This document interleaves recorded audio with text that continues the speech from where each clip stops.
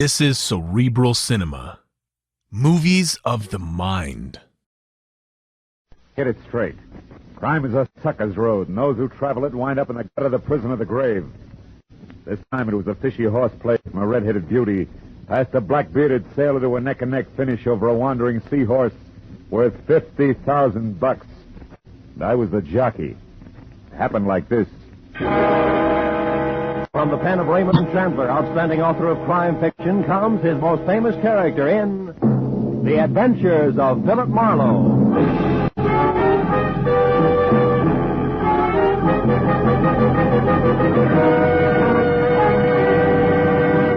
Now, with Gerald Moore starred as Philip Marlowe, we bring you tonight's exciting story, The Seahorse Jockey.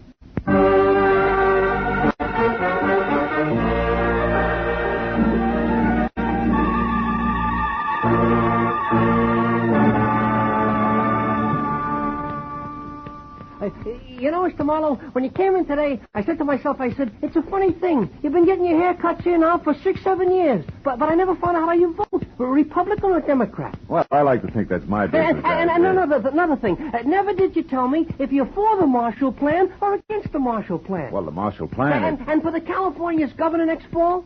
Well, there's no doubt in my mind And the income tax... sit back, please. Yeah. Now, the income tax is fair or it's not fair? Well, eminently... Now, how come all this stuff, I don't know, what is your opinion? I can't imagine. Of course, my opinion, I tell people. I say political party is a matter of getting to... Oh, excuse me. Saved by the bell. Oh, Alvin's barbershop. Alvin speaking. Oh, Mr. Marlowe? Yes, he's right here. Hold on, please. It's for you, Mr. Marlowe. Always interruption, ain't it? You're so right. The 60, but never mind. Hello? Mr. Marlowe, this is Mrs. Lola Demarest speaking. Oh? Thank goodness I've finally located you. Now, you're to come out to my place at once. Pacific Palisades, 1312 Old Tower Road, and your plane leaves in 2 hours. Now, wait a minute. What plane, there, Mrs. Demarest? Why? What's this all about? The seahorse. I'm going to sell it, Mr. Marlowe. My mind's made up. The sea witch? A seahorse, Mr. Marlowe. It's a brute, 6 inches high and set with precious stones, which a San Francisco dealer is anxious to pay $5,000 for. Well, look, Mrs. Demarest, The dealer's flying to New York tomorrow, Mr. Marlowe, and also my doctors say I'm living by sheer willpower alone. Hence, can my hear it. decisions must be made quickly. Now, the terms of the deal are cash, so please be sure that you're armed. And the money will be returned here to my stepdaughter, Jillian Demarest, unfortunately. Oh, you don't approve, huh? No. However, I'll abide by my late husband's wishes. Jillian is to be provided for. Now, no more questions, sir. Just hurry. You'll be paid handsomely, and when you get here, Mr. Marlowe, use the back porch. I'll be in my bedroom. The other doors are locked. You're alone, Mrs. Demarest? No servants? I'm merely sick, Mr. Marlowe, not dead. And since I've just fired Elmer Ferris, who was called a lawyer, but it was actually more of a baboon, we'll be able to talk. Now, hurry, Mr. Marlowe. Please be punctual. My new lawyer is due here at 4:30. I'll finish up and be ready for you at exactly 5. Is that clear? I've got one question. Were you ever a barber? Goodbye, sir. Well, Alvin, it looks like we'll have to skip that shave. Oh, that's too bad, Mr. Marlowe. Like I said, I'm anxious to get your opinions. Opinions are important, huh? Important, Oh, you know? sure, Al, sure. Yeah, I mean, the way I look at it, Mr. Marlowe... Alvin! Yes, Mr. Marlowe? Wipe the lather off. Your chin, not mine.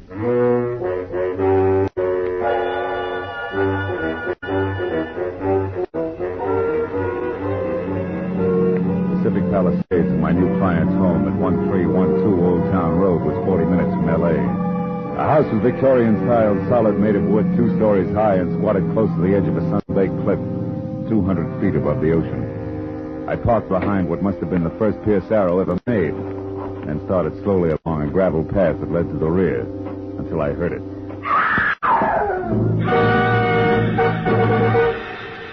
Inside, I found an old woman whom I figured to be my client, leaning against a half-open kitchen door, sobbing and punching the gingham apron she wore like it would keep her from screaming again. Mrs. Demarest, get hold of yourself. What happened? I'm not Mrs. Demarest. Oh, the poor darling. Her heart. She's dead. She's dead. In there, the bedroom. Oh.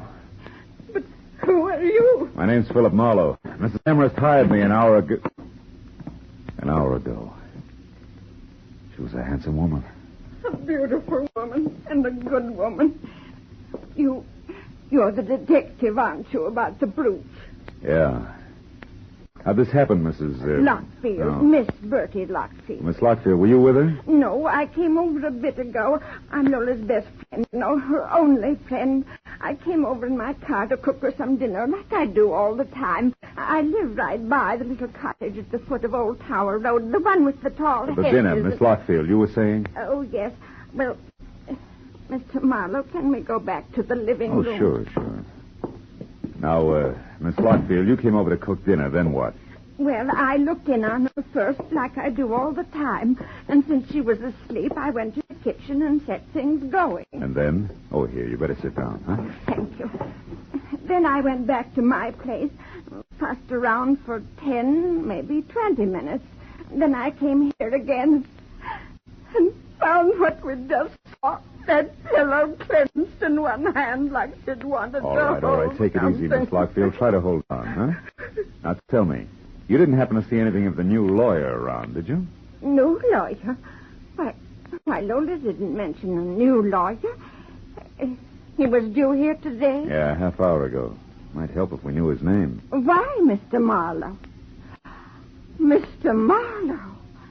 Surely you don't think there was, well, foul play? I don't know, Miss Lockfield. But for one thing, the position of the pillow seems kind of cockeyed to me. Yes, but who on earth would want to... Oh, no, not Jillian. It couldn't be. Mrs. Demarest was quite clear about Jillian. Jillian hated Lola, Mr. Marlowe, but Jillian isn't a killer. Yeah, well, maybe nobody's been killed. But tell me, Miss Lockfield, did this stepdaughter, this Jillian, know that she was getting the money from the brooch? Oh, no, I doubt it very much. Although she did know that Lola had it, of course, And what? and that Lola's money was dwindling, Mr. Marlowe, and that she was selling her possessions one by one. Uh-huh. And therefore, Jillian might think that the seahorse brooch was hers by right of inheritance, huh? Yes. Yeah. Tell me, Miss Lockfield, do you know where Mrs. Demarest kept the brooch? Oh, yes, in the bedroom. I'll show you exactly where. Come. All right. It's behind the portrait of Mr. Demarest and... Oh, the poor, Oh, poor come on. darling. Take it easy, honey, huh? Did you say behind the portrait, that one? Yes. There's a panel in the wall that slides. Uh-huh. Move the picture to your right, Mr. Marlowe. Then pull out on the panel edging. You'd better use the chair. Yeah. To the right. And out on the panel edging, huh? That's it. See it? This velvet case? No, those are earrings. The brooch is much bigger. It's in a silk bag, Mr. Marlowe. Mr. Marlowe, don't you see it? No. And I don't think I will. Miss Lockfield, the velvet case is all there is. The seahorse is gone. I called the law and reported both the theft of the brooch and the death of Mrs. Demarest while Bertie Lockfield prompted over my shoulder. After that, I started through the place looking for anything that could possibly give me a lead on the wandering seahorse. 15 minutes later, all I could show for my effort was a telephone number, Surfside 10229. It meant nothing to me except that it was written on a sheet of brown roll-your-own cigarette paper. When I dialed the number and got no answer, I dropped the paper into my pocket. I told Miss Lockfield to wait for the police and headed for town in the first public phone booth. I started through the local classified directory looking for a lawyer named Elmer Paris. I didn't find him. I figured he could be somebody's junior partner. So I began at the top. I scored on my seventh nickel. Calder, Kramer, and McDuff. It was the anchor man who answered. Elmer Paris? Yes, we employ a lawyer by that name. One who was fired by Mrs. Lola Demarest early today, Mr. McDuff? Who ceased working for Mrs. Lola Demarest early today. All right, objection sustained. Tell me, where can I get in touch with Mr. Paris? At his desk here in the office, where he's been all day. Your reason for asking, sir? The answer you just gave me. Now, one last item, Mr. McDuff. Did your firm supply a new lawyer for Mrs. Demarest late today? We did not. And, sir, we never will. Oh? Each lawyer in this office is, first, a gentleman, second, a competent barrister. Literally, Mrs. Demarest has use for neither. Good day, sir.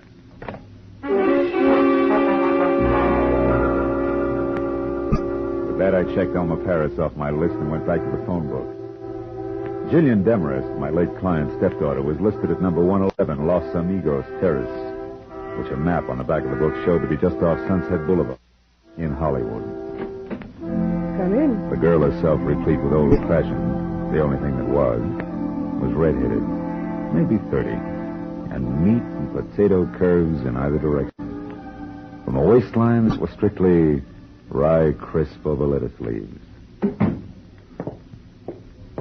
Sit down. What's your problem?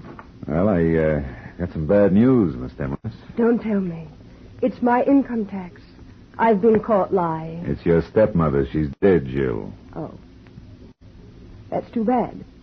Her Yeah, heart? well, try not to go to pieces, kid, huh? Look, I didn't particularly like Lola Demarest. She didn't particularly like me.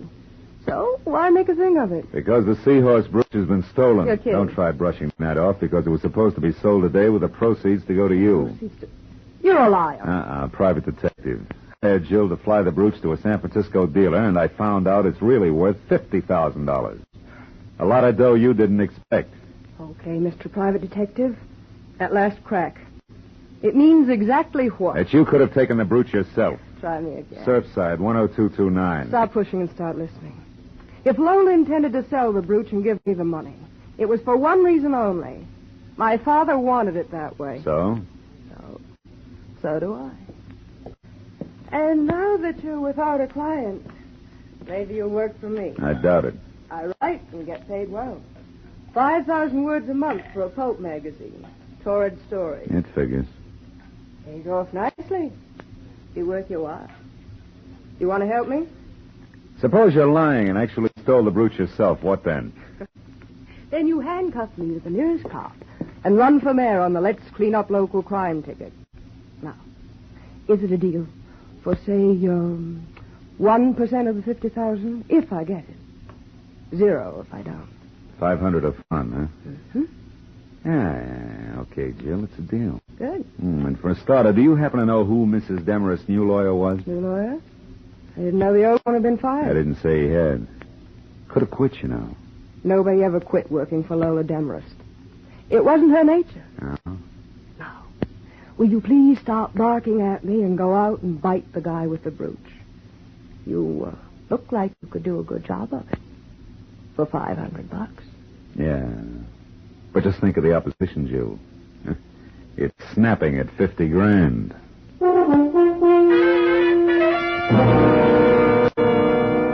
I drove back to the foot of Old Tower Road and smothered an ivy cottage labeled Miss Bertie Lockfield. I started for the front door, but only got halfway. That'll do nicely. Right where you are. Oh, fine. You're a friend of Bertie Lockfield's or a relative, which... A nephew, why? Because, nephew, Aunt Bertie's not home, and I want someone responsible to leave a message with. So you go looking for him with a gun, huh? Now listen, baby, Shut up. And try to remember this. Tell your aunt that the new lawyer Mrs. Demarest hired will be in touch with her. Does that make any sense to you? No. But maybe if I knew his name, it would. I doubt it. Now, nephew, without any fuss, let me have your car. Hey, now, wait a minute. What? Come on. You'll find your car a block away from here where I left mine. Give? No. Happy motoring. Thank you, nephew. And don't forget the message. She backed away again into my car and started without once taking her dead, fish-cold gray eyes off me. When she jerked away from the curb, it was too late for me to do anything but swear and start walking to my car. It was where she said it would be, so I got in and sulked as far as the first public telephone. It was time to try Surfside 10229 again.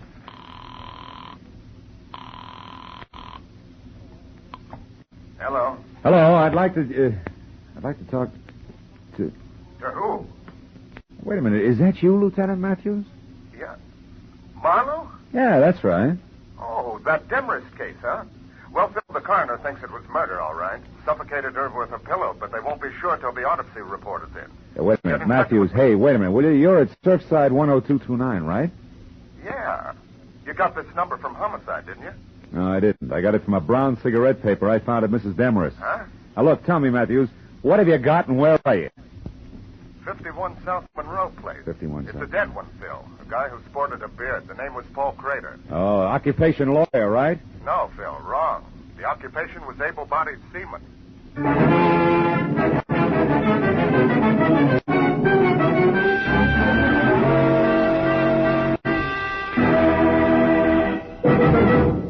In just a moment, the second act of Philip Marlowe. But first, Dr. Christian's latest patient comes up with a new problem for the kindly small-town physician this Wednesday.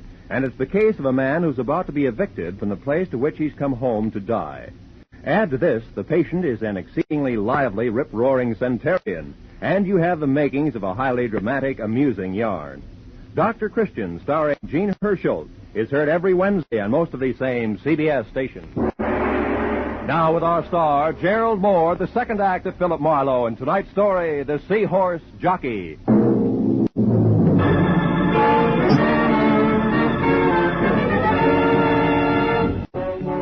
I was 30 minutes getting out to the address Matthews had given me. The neighborhood around Surfside looked like it had been pushed together from scraps that had washed in from the sea.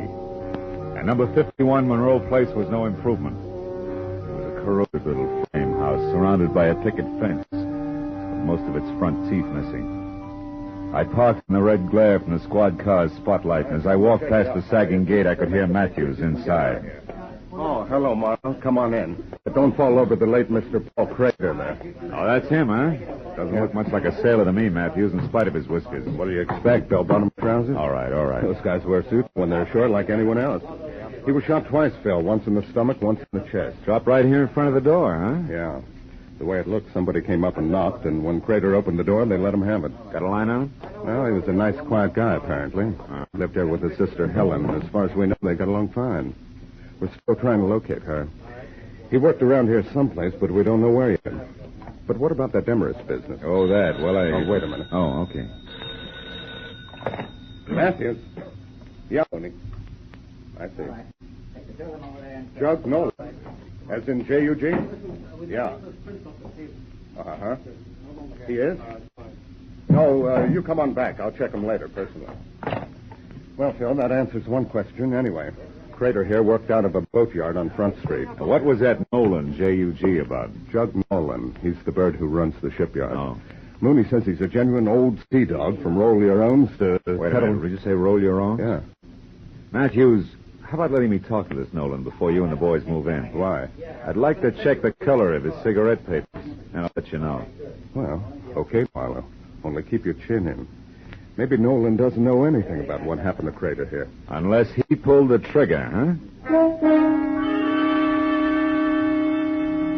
I drove through the thick smell of seaweed and dead fish that was Front Street for 10 blocks. Before I found a battered sign that read Nolan's.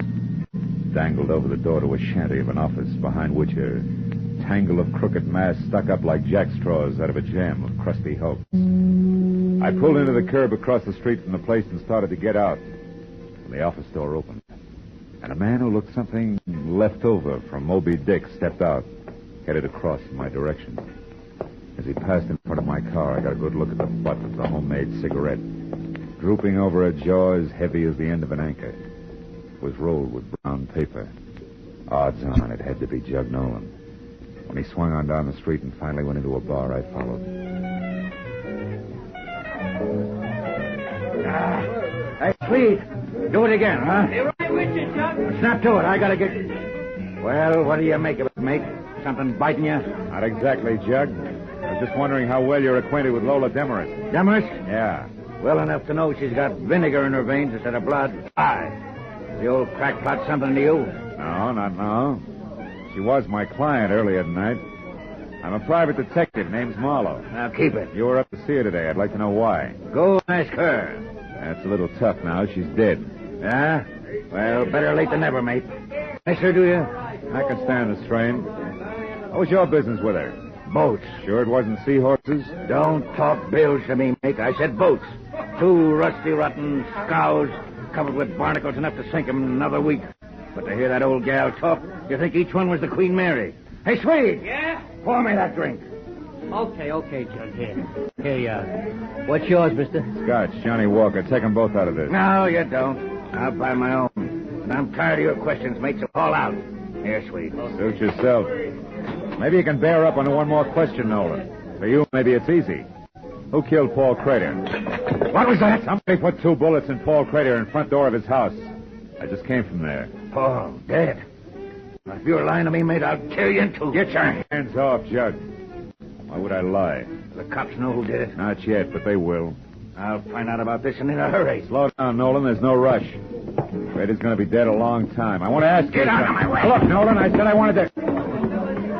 Never mind. Okay, Commodore, help yourself.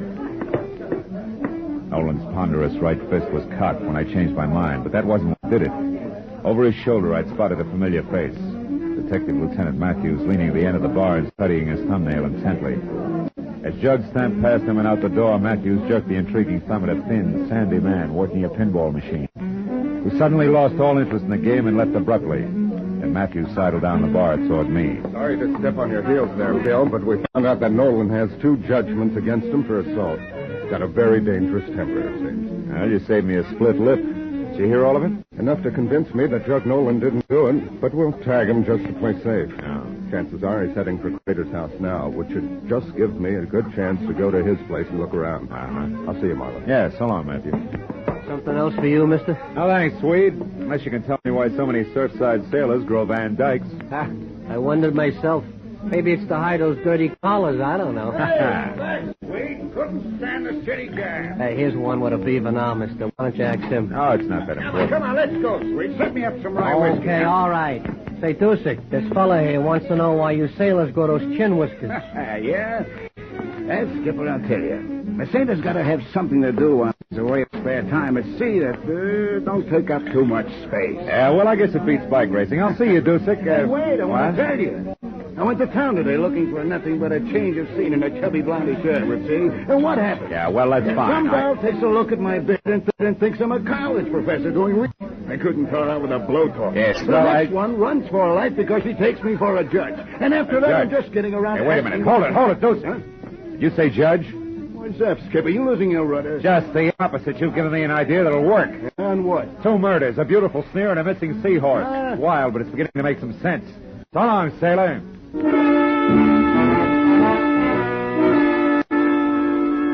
I checked Nolan's boatyard first, but his office shack was dark. So I drove hard back to 51 Monroe Place in the hope that Matthews had been right about Jug's destination. When I ground to a stop, I once again gave thanks for smart cops. Jug Nolan was there, all the fight gone out of him as he stared without seeing it at the blood spot on the floor where Paul Crater had died. I asked him one simple question. The answer he grunted in 3 words without so much as looking up. But it made everything fit. As I got to the phone, I knew whatever else he was, the old sea dog was no liar.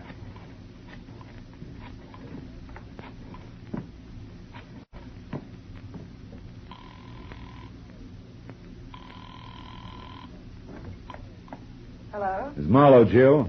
Oh, I've been waiting for this. What is it? Money or fun? All depends. Now listen close. I've got to have some help right away. What's wrong? Where are you, Phil? It doesn't matter, but this does. Get hold of that friend of your stepmother's. What's her name? Bertie Lockfield. And both of you meet me at your stepmother's house as soon as you can make it. It's important, baby. Don't fail me.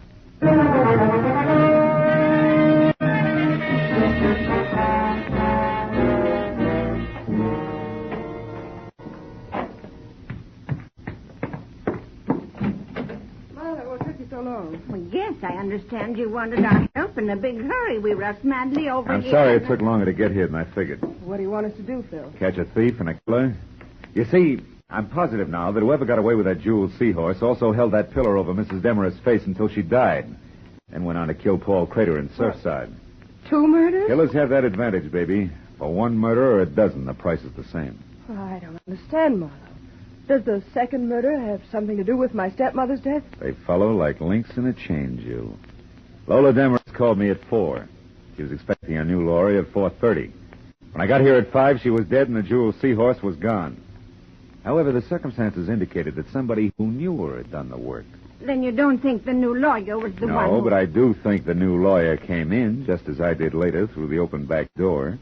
Stood right over there and overheard the entire business. Can you prove all this, Marlowe? Not yet. But if you found that new lawyer, you could. Right. That new lawyer's going to turn up soon, and when she does, we'll have something She? more. Yeah, she, Bertie. Lola Demarest's new lawyer is a woman. A woman? The distinguished man in suit and Van Dyke that you shot and killed in Surfside was the lady lawyer's brother, a seaman. You mean Bertie here? Yeah, Jill. The new lawyer who witnessed the whole thing decided to move in on it. Right, Bertie? But it was blackmail. I got a note in my mailbox from a lawyer named Crater accusing me and demanding money. And since you were already in so deep, you figured another murder wouldn't matter. You got the lawyer's Surfside address some way and went there. And that's where you stumbled, Bertie, over a suit of clothes and a beard. But you were Lola's best friend. You'll never understand, you fool. But don't try. Hey! You try either, Marlowe. Make a move for your gun and I'll put a bullet in her back. Lola Demarest's best friend. I despised and hated her. The years I worked and slaved for that woman, pampering her, putting up with her sickness and her temper and her high-handed ways. She owed me plenty for those years. When it came time to pay, the money went to you, you cheap little snip. You'd done nothing for her. You were getting everything. Stand still, Marlowe. I came prepared, remember? So did I, Mrs. Blockfield. Helen Crater. Better drop it, Bertie. You're in the middle. Listen, we can still do business like you said in the note. Not now, sister. You forget three things. First, you tried to kill me. Second, you did kill my brother. Helen, you don't know what you're doing. And third, the female of the species is always deadlier than the male.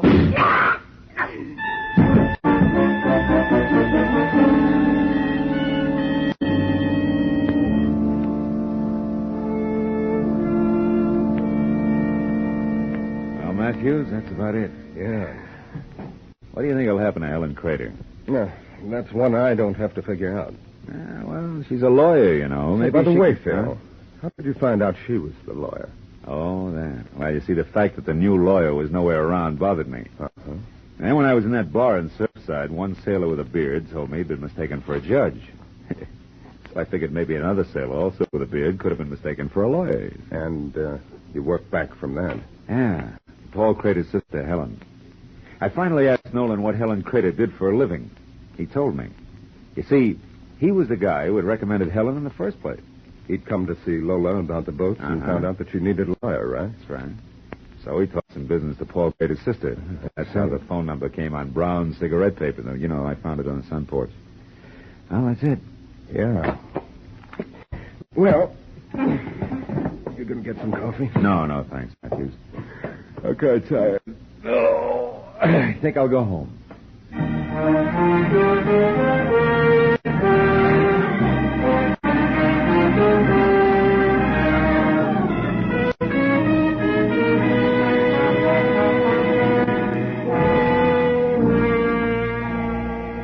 It was almost 3 in the morning.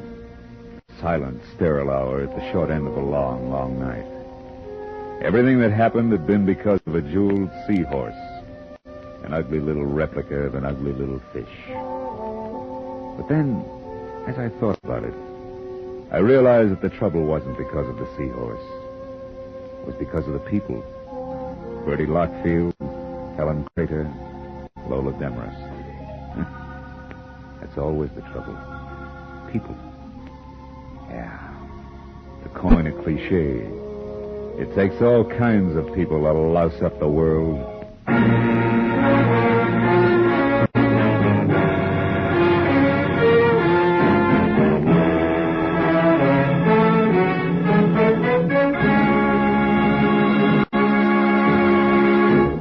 The Adventures of Philip Marlowe, bringing you Raymond Chandler's most famous character, star Gerald Moore, are produced and written by Norman MacDonald and written for radio by Robert Mitchell and Gene Levitt.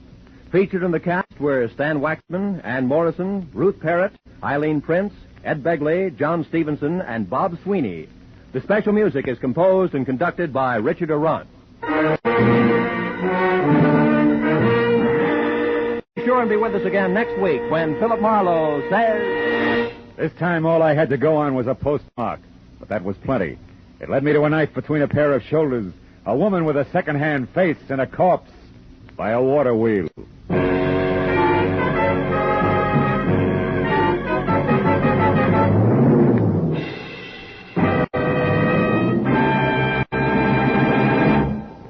There'll be some grand singing on CBS this Wednesday night. Bing Crosby will play host to Al Jolson and Ella Fitzgerald, and Burns and Allen will entertain lovely Dinah Shore. Also, Groucho Marx will be around with more of his wonderful wit on his quiz, You Bet Your Life. And, of course, Dr. Christian will be on hand with another famous story. They'll all be heard on most of these same CBS stations, so be listening. This is Roy Rowan speaking. Now, stay tuned for Pursuit, which follows immediately over many of these same CBS stations. This is CBS, where Wednesday night is Bing Crosby night, the Columbia Broadcasting System.